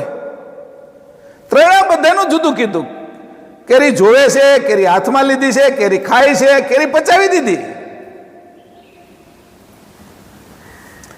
પરમગુરુનું જ્ઞાન છે આ. કાંઈ એક હરખું ન હોય બધા માટે. જેને જેટલો વિવેક થાય બધાને જુદું જુદું આપ્યું. જેની જેટલી હદ હતી એ હદનું એને આપી દીધું, એ હદમાં સંતોષ માની દીધો. ઘણા એનાથી આગળ ગયા, ગુરુની સાથે એકરૂપ થયા અને ગુરુએ એને આગળની ગતિ આપી. પછી બીજા ગુરુ આગળ એ મોકલ્યા અને છેલ્લે પરમ ગુરુના હાથમાં આપી દીધા. સાચા ગુરુ હોય, પદાર્થ ગુરુ, એ આપને શુદ્ધ ગુરુ આગળ મોકલે, જે હૃદયના સાચા છે એ પોતાની અંદર ફસાવી ના રાખે. શુદ્ધ ગુરુ પાછા સદગુરુ આગળ મોકલે, એ પોતાનામાં ન ફસાવી રાખે. મારો આશ્રમ મોટો કરો, તું પૈસા આપ, આમ કર, તેમ કર, એવું કાંઈ એને ન હોય. એને તો પોતે પોતાનો શિષ્ય આગળ જાય એની જેવો મોટો આશ્રમ હું, એની જેવું એને ઉત્તમ પદ હું કે મારાથી આ શિષ્ય આગળ ગયો, એની એટલી ખુશી. અને એ ખુશી માટે જ ગુરુપદ ધારણ કરવું હોય એની. અને એ પછી સદગુરુ આગળ મોકલે. સદગુરુ એને તાવી પાકો કરી એકદમ મજબૂત કરી કે ના આને હવે પરમગુરુ લેશે ને તો વાંધો નહીં આવે, ફાટી નહીં જાય. પકવેલું જેમ માટલું હોય એમ એને પકવી નાખે ઘડીને. એવા સદગુરુ જેને મળે એને પછી પરમગુરુ મળે. પરમગુરુ પરમ જ્ઞાન છે, પરમ જાણ છે. 4 પ્રકાર ગુરુના આપ્યા છે સંસારમાં અને અનેક ગુરુ આ 4 પ્રકારની અંદર જ આવી જાય. જેમ પક્ષીઓનો એક પ્રકાર, પ્રાણીઓનો એક પ્રકાર અને જલચરનો એક પ્રકાર, એવી રીતે આવે તો આપણે પ્રાણીઓમાં જ આવી જાય. જલચર છે એમાં પાણીમાં રહેતા આવી જાય, પક્ષીઓમાં પછી જે ઉડતા હોય એ બધા આવી જાય. એમાં પછી વિભાગ પડે. એવી રીતે અહીંયા કીધું છે 4 ગુરુ છે, એવા અનેક ગુરુ છે, 4 પ્રકારે જ કાર્ય કરે છે. પદાર્થ ગુરુ પદાર્થને જ સમજાવે છે સ્થૂળ. શુદ્ધ ગુરુ છે એ સૂક્ષ્મ સમજાવે, પોતાની અંદર કયા કયા દેવનો વાસ છે, એ કઈ રીતે કામ કરે છે, 3 ગુણ કેવી રીતે કામ કરે છે, આની અંદર છે એ 10 ઇન્દ્રિયો કેવી રીતે કામ કરે છે, એ બધું શુદ્ધ ગુરુ સમજાવે. સદગુરુ શું સમજાવે? તારો પ્રાણ શું છે, આ શ્વાસમાં શું ભર્યું છે, એમાં શું વૈભવ છે, એ સદગુરુ સમજાવે. તું કોણ છો પોતે એને જુદો કરીને પરમગુરુ આગળ મોકલે. પરમગુરુ છે એ અંશને કૈવલની આગળ મેળવી દે કે તારા હાચા પતિ કોણ છે, તારું હાચું ઘર કોણ છે, તારા હાચા બાપ કોણ છે, એની આગળ મેળવવાનું કામ પરમગુરુ કરે. અને બહુ જાગૃતતાથી કરે, બહુ હોશિયારીથી કરે. જાગ્રત અવસ્થામાં લઈ જાય, સમાધિમાં નહીં. સમાધિમાં લઈ જાય એવી વાત આપણી નથી. સમાધિમાં કઈ ખબર જ ન પડે. મારું ઓપરેશન કરો તો પણ મને એનેસ્થેસિયા નથી આપવાનો તમારે, હું સહન કરીશ. એ દુઃખ પણ સહન કરવાની જેનામાં શક્તિ છે એ જાગ્રત અવસ્થાની અંદર જાય છે. પ્રાણ છોડતી વખતે કેટલું જાગ્રત રહેવાનું છે. આંખમાંથી જ પ્રાણ જવો જોઈએ અને જાગ્રત અવસ્થામાં જ જવો જોઈએ. આ રીત પરમગુરુ શીખવાડે છે. આવશે પ્રેમદાસને હોતી આવી રીતે જ શીખવાડે છે. પ્રેમદાસને આ શીખવા હાટું આવ્યા. જાગ્રત અવસ્થામાં આંખ દ્વારથી પ્રાણ જાય એટલે આ બધું જેમ છે એમ આપણે જોઈ શકીએ. હું આ વાત કરતો હોય તો સાંભળી શકો. અહીંથી પછી અલોપ થઈને અહીંથી બીજી જગ્યાએ વૈકુંઠમાં જવું હોય તો એને કોઈ રોકી ન શકે. કૈલાસમાં જવું હોય તો એ રોકી ન શકે. કૈવલ ધામ સુધી એને કોઈ ન રોકી શકે એવું પરમગુરુ લખે છે વિશ્વબ્રહ્મમાં. જેને આંખેથી પ્રાણ છોડતા જાગ્રત અવસ્થામાં આવડ્યો છે એને, પણ છતાં એને કીધું એ પ્રાણની જ વાત છે. જે મારો અંશ થઈ જાય છે, અંશને તો આવું છોડવાનું કઈ આવતું નથી કે અંશ છે એ પહેલા જ શરીર છોડે એ પહેલા અંશે થઈ જાય તો કે પ્રાણ પછી નીચે પડ્યો રહે. એનો જાણથી બધે જઈ શકે, પ્રાણથી નહીં. આ બધા પ્રાણ છોડે 4 દ્વારથી, ગુદાસ્થાનેથી, મુખમાંથી, આંખમાંથી ને બ્રહ્મરંધમાંથી. એની 4 અવસ્થાથી છોડે. જાગ્રત, સ્વપ્ન, સુષુપ્તિ ને તુર્યા. એ પ્રમાણે એના આગળના અવતારો થાય કે સર્વશ્રેષ્ઠ પ્રાણ છોડવાની મનુષ્ય જન્મની અંદર આંખ અને જાગ્રત અવસ્થા છે. પણ એ તો પ્રાણ છોડે ત્યારે ને. અત્યારે અંશ થવું હોય તો કે મારા અંશને તો એ બધી છૂટશે કે અત્યારે અંશ થઈ જાય. આ સમજણથી અંશ થઈ જાય કે એ પ્રાણ છોડવા સુધી એને રાહ નથી જોવાની. છતે પિંડ જ તે અત્યારે એ વિદેહ અવસ્થા છે. છતે પિંડ વિદેહ અવસ્થા છે એની. દેહાતીત થયો. કયા વિદેહ અવસ્થા? 7 દેહની પાર. છતે પિંડ વિદેહ અવસ્થા. તો વિદેહ અવસ્થા તમે જનક રાજા જેવી કહેશો? ના, એની 3 શરીરની બહાર ગયા છે. જાગ્રત, સ્વપ્ન અને સુષુપ્તિ એટલે સ્થૂળ, સૂક્ષ્મ ને કારણ. એની બહાર તુર્યામાં રહેતા હતા એટલે એની વિદેહ અવસ્થા જ કહેવાતી હતી. પણ 7 શરીરની અંકુરી દેહની બહાર જવું એને મૂળ વિદેહ અવસ્થા કીધી છે આપણે પરમગુરુની, તુર્યાની નહીં. તો આ અવસ્થાને એને કીધું કે આ રીતે જે જાય છે એ અંશ થાય છે. અને અંશ અત્યારે જ એ પ્રાપ્ત પદ કરે છે કે ઉધારે કા મોક્ષમાં મને નથી મજા આવતી કે મને ગમતું નથી. ઉધારમાં તમને કાલ આપશું ને પમદી આપશું એમ નહીં. સમજથી આજે જ પહોંચી જાઓ તમે. ડોક્ટરની સમજ આવી ગઈ તો ડોક્ટર બની જવાય છે. એન્જિનિયરની સમજ આવી ગઈ એન્જિનિયર બની જવાય છે. સમજથી થઈ જવાય છે. આજે આપણા શરીરો બધા જે નામ છે એ સમજથી નામ થઈ ગયા છે. સ્ત્રી પુરુષ થઈ ગયા છે. બીજું નામથી બોલાવે તો નથી બોલતા આપણે. એ નામને એમાંથી મેં ધારણ કર્યું. ખોટું હતું એને મેં સાચું ધારણ કરી લીધું. હું સાચો છું એને મેં ધારણ ન કર્યો. હું સાચો છું હકીકતમાં. જે ધારણ કરવાનું હું હતો, અંશ હતો, એના બદલે શરીર મેં ધારણ કરી લીધું. આપણે બધાએ શરીર ધારણ કર્યું, અંશે નથી થયા. તો અહીંયા વિષય સમજાવે છે કે આ બધાની અંદર હું ઝીણી ઝીણી વાતથી તમને છૂટા પાડું છું. કે આગળ કીધું આ સુભગ શિષ રઘુનાથી દાસા પરમ લક્ષ્મીનું પક્ષ ઉજાસા. કેવા છે? આ આજ્ઞા જેવા છે. આજ્ઞા હોય ને, ચમકતો હોય ને, તો કે પેલા છે ભમરી જેવા, મધમાખી જેવા, ઓલા પતંગિયા જેવા. તો કે આ કેવા છે? વિશ્વાસ રાખ્યો છે કે આજ્ઞા જેવા છે. ક્યારેક ક્યારેક એમાં પ્રકાશ થાય છે કે અને એ પ્રકાશમાં લક્ષ્ય જોવે છે કે ઉજાસા પ્રકાશ. આ જોડ્યું છે મેં, તમને ખબર પડે કે કેવી રીતે છે કે ક્યારેક ક્યારેક એમાં પ્રકાશ થાય છે કે લક્ષ બાજુ નજર જાય છે કે નહીં. છે તો બહુ ઊંચા બધા, પણ વિભાગ તોય પાડું છું કે જો વિભાગ નહીં પાડું તો તમારી સમજમાં નહીં આવે કે હું જે સમજ લાવવા કરું છું. એટલે તો આપણે આ બધી વાત કરી. ભમરો, ભમરી, મધમાખી, પતંગિયો અને આજ્ઞો. હવે અહીંયા કીધું આગળ કે આને જોઈ લો કે ઉજાસ કોણ કરે? તો કે આમાં ઉજાસ કરે. મેં પાછું એવી રીતે જ ગોત્યું. પરમગુરુમાં મને હું જાણ આપે છે. બીનું પક્ષ ઉજાસા, એક બાજુનો ઉજાસ કરે છે. એ કયો છે? કે લક્ષ. આજ્ઞા પ્રકાશ તો પોતાનો કરે છે ને, અને એને લક્ષ્ય છે ને કે એને જે ખાવું છે એના એ જ્યારે ત્યાં જાય છે, જોવે છે કીડા છે, મકોડા છે, એને જે ખાવાનો એનો ખોરાક હોય એની ઉપર એ પ્રકાશ કરે છે. એમાંથી એનો ખોરાક મેળવે છે. આજ્ઞો વળી બંધ થાય ને પાછું ખુલ્લે. એને કંઈ પાવર હાઉસ બીજેથી કંઈ લાવવાનું નથી. પોતાની અંદરથી પાછું બધું ગોઠવેલું સિસ્ટમ આખી. આપણે બેટરી ચાર્જ કરીએ, એને કંઈ ચાર્જ કરવાની નથી હોતી. વાળું કેટલું હોશિયાર હશે એ બધું. અને આવું ગોઠવવાની પરમગુરુની કેટલી જાણ છે કે આજ્ઞા ને હોતી પ્રકાશ આપ્યો. એ જો આજ્ઞા ન બનાવત ને તો આજે આપણે લેમ્પ ન ગોતી ક્યાં હોત. આ લેમ્પ ગોત્યો છે એનું કારણ એ જ છે. પ્રકાશ આપણે અહીંયા નીચે ઉતાર્યો છે એનું કારણ એ છે કે એક આજ્ઞા નામનું જીવડું છે, એ હોતી જો પ્રકાશ કરતું હોય તો આપણે કેમ ન કરીએ. એટલે પહેલો પ્રકાશ આજ્ઞાએ કર્યો, પછી આપણે દીવો હળગાવવાની ખબર પડી કે દીવો પણ હળગે એમ, દીવા જેવો પ્રકાશ. આજ્ઞાએ મૂળ પ્રકાશ કર્યો પ્રકૃતિમાં, અને એ પછી આપણે સમજ્યા કે દીવો સળગે અને એમાંય પ્રકાશ થાય. એ દીવાની સમજ છે એ મનુષ્યને આવી છે, એ આજ્ઞા ઉપરથી આવી છે. અને પછી દીવા ઉપરથી એમ થયું કે આના કરતાં કંઈક હજી વિશેષ, એટલે પછી આ લેમ્પ ને ટ્યુબલાઇટો હેલોજન ને જે કંઈ આવ્યું પ્રકાશ માટેના સાધનો એ આવી ગયા. પણ એનું મુખ્ય કેન્દ્ર તો દેખાડી જ દીધું.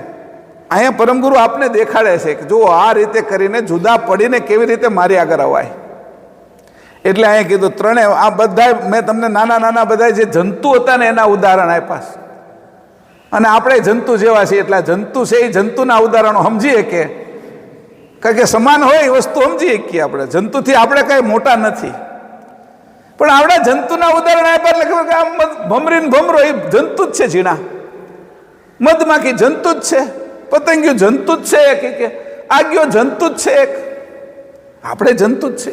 આપણી સમજ કેટલી?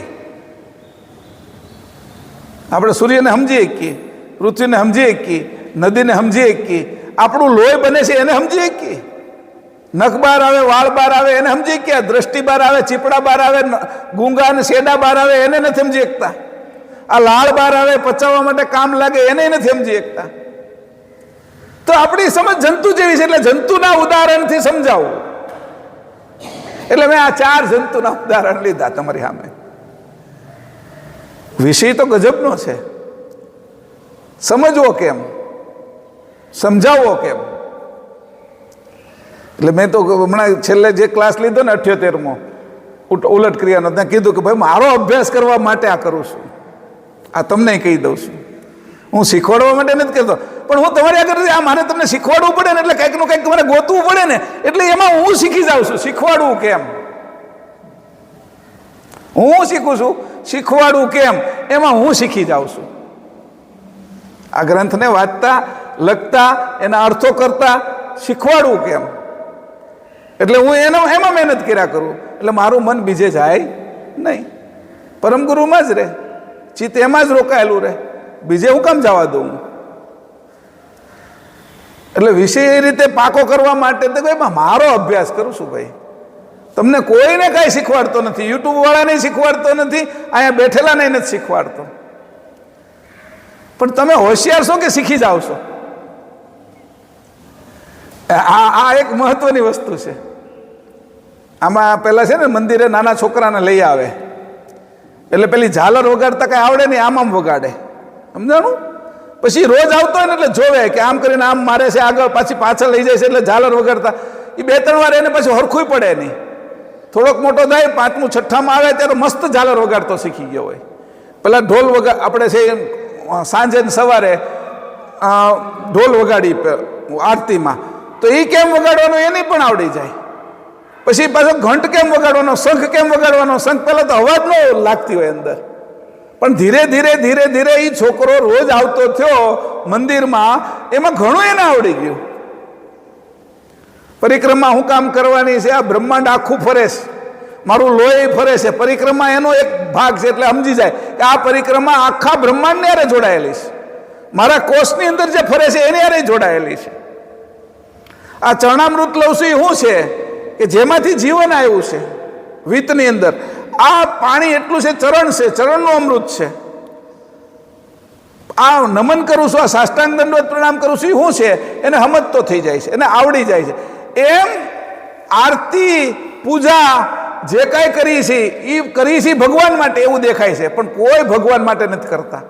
જે આવે છે એ રોજ શીખે છે બધા, અને શીખતા શીખતા એમાં હોશિયાર થઈ જાય છે. એમ જ હું તો મારું કામ કરું, એમાં તમે હોશિયાર થઈ જાવ તો મેં વાંધો હું છે, મને મજા આવી જાય. અહીંયા કાંઈ આપણે તો પરમગુરુના શિષ્ય છીએ, બધા પરમગુરુના અંશો છીએ. આપણે ભાઈના નાતે, અંશોના નાતે ભાઈઓ થાય આપણે બધા, બીજું તો કાંઈ સંબંધ નથી. અંશો બધા જ આપણે ભાઈઓ છે, એમાં સ્ત્રી પુરુષ છે નહીં. તો અંશ ભાઈઓ હું મારું કરું છું, એમાં તમારું વધી થઈ ગયું. પાણી હું કાઢતો કૂવામાંથી, ખેંચતો, તો બે પક્ષી વધારે પીવે તેમાં વાંધો શું છે? એમાં કંઈ બળ નથી પડતું. મને વધારે પ્રેક્ટિસ પડે છે એટલે બીજી કસરત કરવા નથી જવી પડતી. નકર જીમમાં જવું પડે. આ થોડું વધારે પાણી કાઢું 2 ડોલ તો પક્ષી પીવે અને આ જીમય મારું થઈ જાય. અહીંયા ઓલા પૈસા ન બગડે. એટલે મારો તો અહીંયા અભ્યાસ થઈ જાય છે. એવી રીતે અહીંયા કીધું કે બધાને જંતુની અંદરથી હું શિક્ષા મળે છે. આ તો બધા આવા મોટા છે અને તમે મહેશભાઈ આ તો અપમાન કરો છો આ સંતોનું.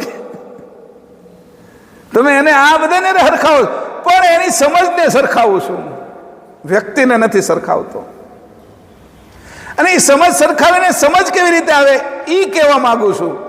એને નીચા નથી દેખાડતો.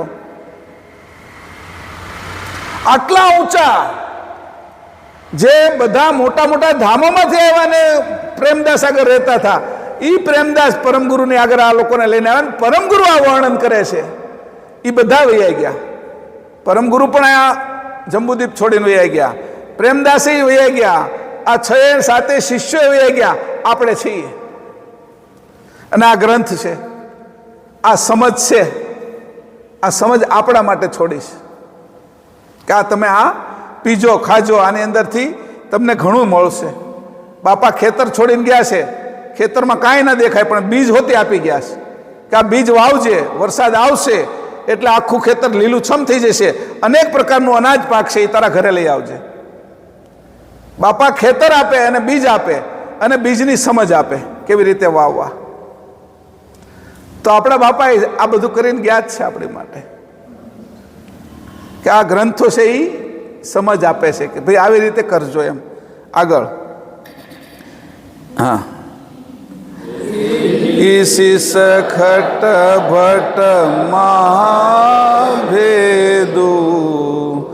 સંશય રહિત જીત વિધિ ન ખેદુ और लक्ष्मी एक हरिदासी तन मन सहित गुरु चरण निवासी यही शिष खट भट्ट महाभेदु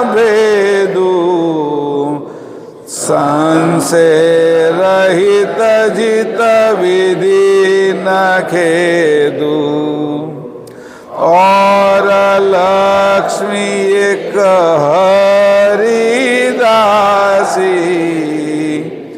तन मन सहित गुरु चरण निवासी. કાલે મેં એક જે લીટી હતી એના 3 અર્થ કર્યા હતા. આ હું કામ કે અહીંયા એ 3 અર્થ કરવાના છે. એ શિષ ખટ, આ 6 શિષ્યો મહાભેદુ. એ શિષ ખટ એટલે અહીંથી લઈ અને અહીંયા સુધી આ ખટ શિષ્ય શું છે? આ 6 શિષ્યો એટલે 6 શિષ્યોને બતાવ્યા કે આ વ્યક્તિ 1 2 3 4 આ 6 શિષ્યો મહાભેદ ને જાણનારા છે. ઉપર જે અત્યાર સુધી હાલ્યા એ મહાભેદને જાણનારા છે. તો ભલે ગમે એનું ઉદાહરણ દીધું પણ મોટો ભેદ જાણે છે. આ 6 એ ભેદ શું છે? એ શું જાણે છે? તે કે સંશય રહિત, સંશય મટી જાય એ મોટા મોટો ભેદ છે. કે આ કીધું કે આ મહાભેદ શું છે એમ પૂછ્યું કોઈએ. મોટો ભેદ જાણે છે આ 6 જણા. હું કે સંશય ન રહે એનો, સંશય ન રહેવું એ મોટા મોટો ભેદ છે. કે હવે કીધું કે સંશય ન રહે એના માટે હું તો કે એ વિધિ અને નખેદ એ 2 વસ્તુને કરવા જેવું શું છે? શું? અને ન કરવા જેવું નખેદ એટલે ન કરવા જેવું શું?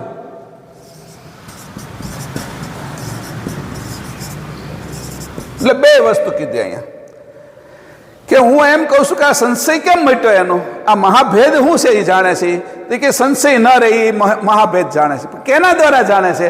તે કે એ જાણે છે જીત એટલે એની એમાં મેળવી છે જીત, એની અંદર જીત મેળવી છે. હવે આમ કીધું સંશય રહિત જીત એટલે જેમ છે એમ. અહીંયા કીધું જીત. કેવી રીતે જીત મેળવાય છે?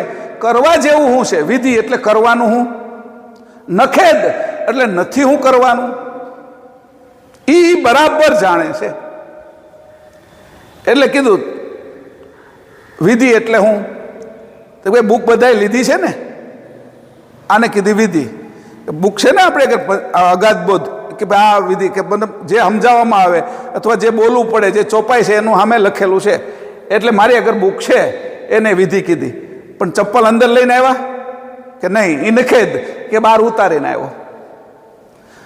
કરવા જેવું બુક જોતી હતી, ચપ્પલ ત્યાં બહાર ઉતારી નાખ્યા છે, ત્યાં સુધી લાવ્યો અને ત્યાં બહાર ઉતારી નાખ્યા. જે સમયે જે કામ કરવું પડે એ આ બે વસ્તુ જે જાણે છે એને ખબર પડે છે કે, અને આના કારણે એને જીત થાય છે. અને એ જીત થાય છે એ શું છે, એનાથી એનો સંશય મટી જાય છે. સંશય મટી જાય છે એ શું છે, મહાભેદ છે કે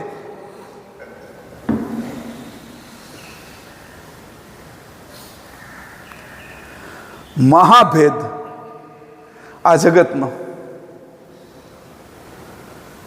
આપણે બધાને કીધું બધું બે વસ્તુ શીખવાડી, આખા વેદો ચારે ચાર આવી જાય એક લીટીની અંદર.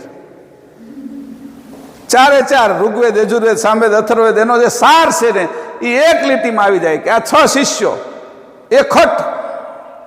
ચારે ચાર વેદ એટલે આ ખટ. ખટ શું છે? 6 શું છે? શાસ્ત્ર. સમજાણું? 4 વેદમાંથી શું બન્યા? 6 શાસ્ત્ર. 6 શાસ્ત્રમાં શું છે? ન્યાય દર્શન છે, મીમાંસા છે, વેદાંત છે, સાંખ્ય છે, વૈશેષિક છે અને યોગ દર્શન છે. આ ખટ. ભટ્ટ મોટા છે કે બીજા બધા શાસ્ત્રો છે, બીજા જે પુસ્તકો લખ્યા છે એ બધા કરતા મોટા છે. એ 6નો ભેદ જાણે છે.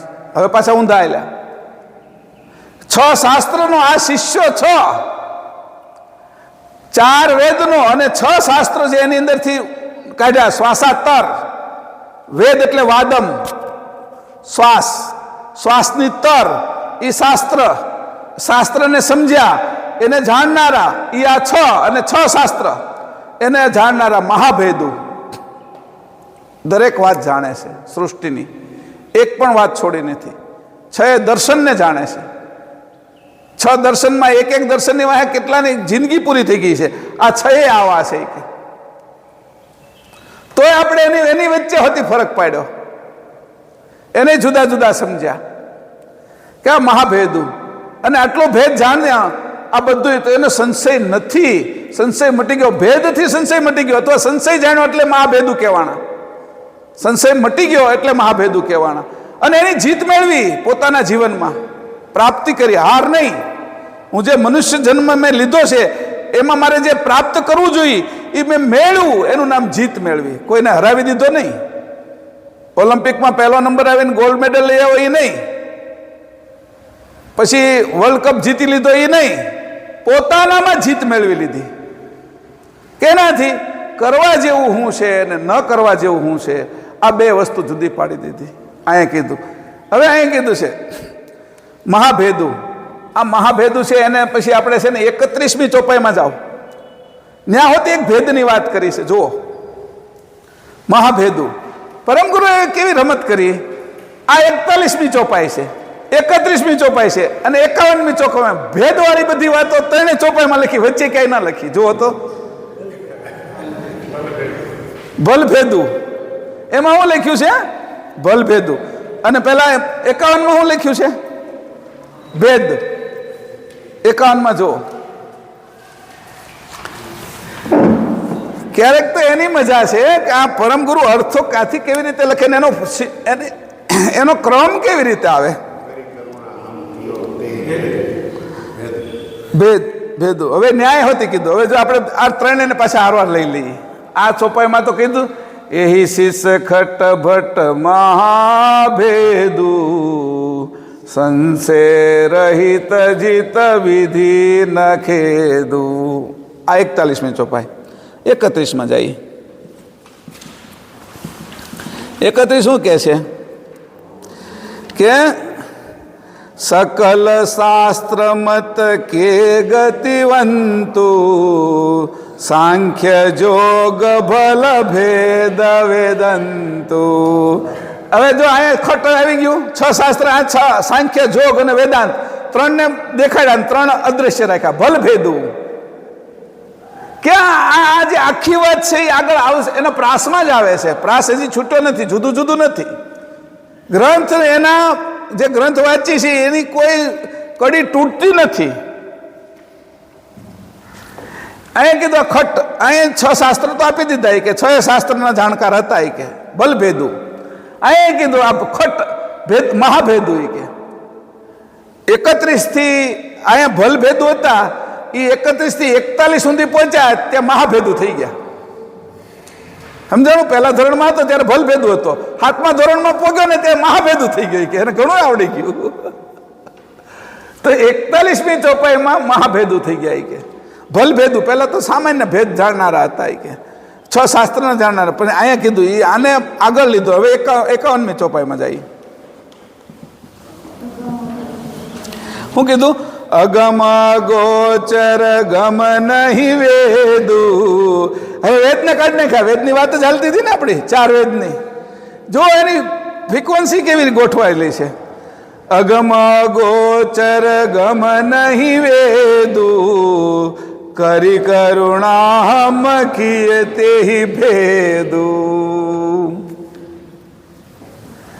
મજાની વાત છે કે અહીંયા વેદનો ઉલ્લેખ કરી નાખ્યો.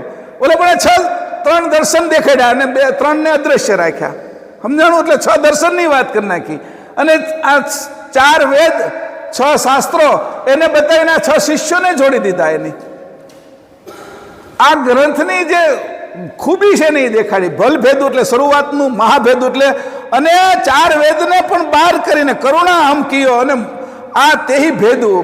આ બધા જે ભલ ભેદ અને મહાભેદ, એને મેં જે મારાથી જે મારી સમજ હતી એનાથી ભેદ દેખાડ્યો મેં તમને.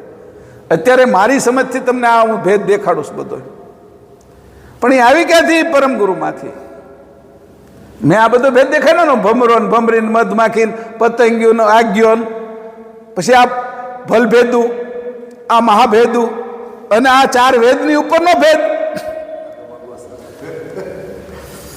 અને આ બધું જ પાછું કે ભાઈ ગ્રંથનો અભ્યાસ છે કેવી રીતે છે ને. 6 શાસ્ત્ર કીધા છે, અહીંયા એ ચાલે છે વાત. 6 શાસ્ત્ર 4 વેદ એને બાદ કરીને એને કીધું અગમ અગોચર ગમ નહીં વેદું કે હું જે અત્યારે વાત કરું છું એ 4 વેદમાં નથી, 6 શાસ્ત્રમાં નથી. વિધિ નખેદ એનાથી પારવે ગયો છું કે હવે આ જ્યારે 51મી ચોપાઈ આવે ને ત્યારે વિધિ નખેદ કરવા જેવું હું ન કરવા જેવું એને બાદ કરી નાખું છું કે એનાથી પારવે જાઓ. શરૂઆતની વાત છે, મહાભેદમાં આવશે કે. પણ જ્યારે તમે મારી આગળ આવશો કે આ મહાભેદ ક્યાં સુધીનો છે? બ્રહ્મ જ્ઞાન સુધીનો. મારી આગળ આવશો તો આય નહીં હાલે કે કેવલ જ્ઞાનની અંદર આને પણ બાદ કરી નાખે છે. અગમ અગોચર ક્યાં વાત કરી છે કે ચોપાઈ 51મી પાછી આખી વાંચી લો એટલે તમને ખબર પડે ક્યાં લઈ જાય છે પરમ ગુરુ. મલી મલી રહે સબ સંત સજન હી, કરન લગે હમ જ્ઞાન ભજન હી. હવે અહીંયા ઉભેરો હું સમજાવવાનું છું. મલી મલી એટલે હું અત્યાર સુધી આ તમને જ્યારે દેખાડું છું, હવે મારી વાત તમને 51 પછી કરવાનું છું. બ્રહ્મ જ્ઞાન શું છે, અંકુર કેમ બને છે, ગર્ભગોષ્ઠી શું છે, ચાસમી અંશ કેમ લે છે, ચાસમી કેમ છોડે છે અંશ, ચાસમી કેમ બને છે, આ અંકુરની અંદર 6 વસ્તુ કેવી રીતે આવી, મૂળ અંકુરો કેટલા પ્રકારના બનાવેલા છે, બીજોના પ્રકાર કેટલા છે, આ કાળ શું છે, કલ્પે એકવાર હું શા માટે આવું છું, એ બધી વાતો કે કરન લગે હમ જ્ઞાન ભજન હી. હું હવે જ્ઞાનનું ભજન તમને કરાવવાનો છે. 51 ચોપાઈ પછી જ્ઞાનનું ભજન આવે છે. આપણે એ આવશે હજી. આ તો હજી આ લોકોનો પરિચય આપે છે 6નો. આ 6નો પરિચયમાં આટલું જ્ઞાન કે છે. પણ આ બધા પ્રશ્ન પૂછે છે કે આ બ્રહ્મ શું છે, આપ કેવલ કર્તાનું કયો છો, એ કેવલ કર્તા કેવા છે, એ કેવલ કર્તા કેવી રીતે રહે છે, એનું ધામ શું છે, આ બ્રહ્માંડોની ઉત્પત્તિ કેવી રીતે થાય છે, આ સૂર્ય કેમ બને છે, આ ગ્રહો કેમ બને છે, આ નક્ષત્ર મંડળ તારા મંડળ આ સહિત આ બધું જીવ જંતુ સહિત કેવી રીતે તમે અંકુરો તૈયાર કર્યા છે? એના બધા પ્રશ્નોનો જવાબ એ જ્ઞાન ભજન કરવા લાગ્યા. અને એ જ્ઞાન ભજન કરતા એની વાત કરી કે હવે મારે તમને ક્યાં લઈ જવાના છે? તો કે જે જ્ઞાન 4 વેદને નથી ત્યાં લઈ જવાના છે. 4 વેદના જ્ઞાનમાં તો હું તમને બધી 6 શાસ્ત્રના જ્ઞાનની ખબર છે કે બ્રહ્મજ્ઞાનીને તમે ત્યાં સુધી જાણો છો, પણ મારે તમને લઈ જવાના કેવલ જ્ઞાનમાં તો એ કે આ 4 વેદ 6 શાસ્ત્ર એ બધું છોડવાનું. આ શિષ્ય જે પરંપરા તમારી હાલે છે બ્રહ્મજ્ઞાનની, એને હું તોડી નાખીશ. હવે મારી પરંપરા શરૂ છે, કાયમ પંથ, જ્ઞાન સંપ્રદાય. એટલે કોઈ એક વર્ગ નહીં, આ બધું જ જેમાં છે એ જ્ઞાન સંપ્રદાય. કોઈ એક નાનો એવો વાડો નહીં, કાયમ હાલે છે, અટકતો જ નથી એવો સંપ્રદાય. અંકુરમાંથી અંકુર નીકળ્યા જ કરે છે બધાના, એવો કાયમ પંથ. એની મારે વાત કરવાની જ તમને. એટલે હવે આખી ચોપાઈ આપણે પાછા બોલીએ. મલી મલી રહે સબ સંત સજન કરન લગે હમ જ્ઞાન ભજન અગમ અગોચર ગમ નહીં વેદુ કરી કરુણા હમ કિયે તેહિ ભેદુ. કેવી વાત કરી છે! ભલ ભેદુ, મહાભેદુ અને કિયો તમને ભેદુ. તમને આ અગમ અગોચરની વાત કરવાનો છું, આ ભેદ બતાવવાનો છું. હવે ચોપાઈ ભલે આપણે ગમે એ આડી અવળી વાંચી છે, આડી અવળી કરી છે, પણ અર્થ બરાબર સમજીએ છીએ. આપણે શું કરવાનું છે એની આપણે સમજ છે પાકી. આગળની ચોપાઈ આપણે જ્યાં હતા ત્યાં જઈએ.